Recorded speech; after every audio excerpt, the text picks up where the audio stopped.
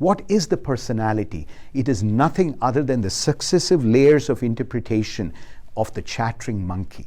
Just like you might be looking at somebody else through these lenses, each one of us is looking at ourselves in a mirror through multiple lenses.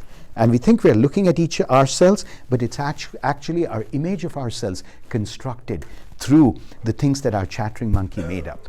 Consider this. One day you jumped out of bed when you were 5 years old. You went to play with the kids. They were in a spectacularly positive mood. They shared their candy. They were really nice to you. Your chattering monkey said, Param, people really like you. And then I became the popular kid. Or I could have jumped out of bed when I was 5 and I went to play with the kids, and it just happened to be one of those days where they were in a pretty bad mood. They were pissed off, they punched me, they mocked me, and my chattering monkey said, Param, watch out, people don't like you.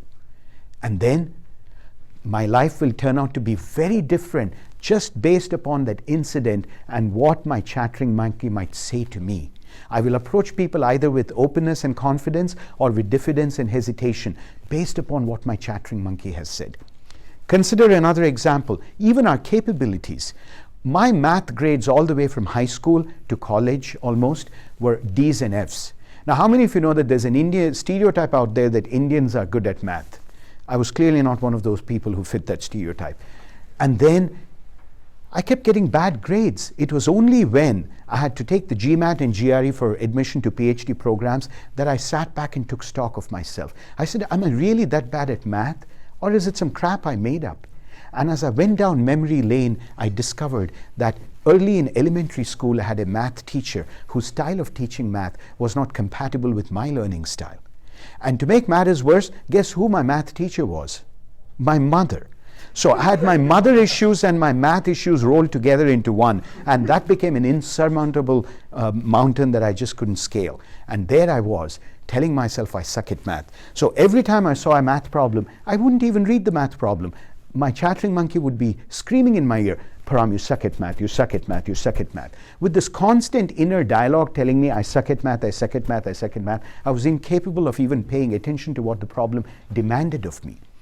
It's only when I began to see this that I questioned, am I really bad at math?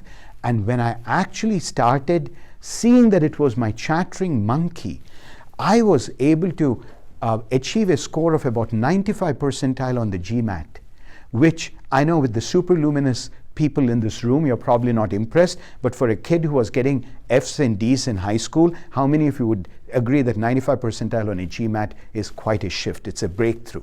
And I want you to question, do you really know who you are? I would put it to you that none of us know who we are.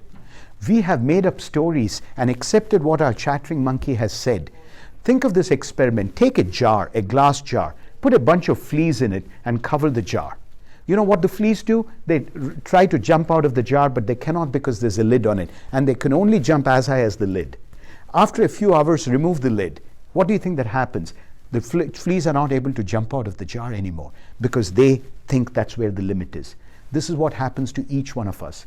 We acquire a self-image or a self-concept based on what our chattering monkey has said to us.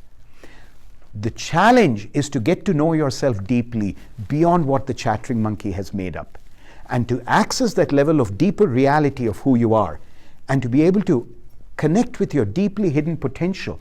You have to remind yourself 5 times in a day, I don't know who the hell I am. You are a mystery to yourself. You're an ocean of mystery. You're like the ocean, as vast as the ocean.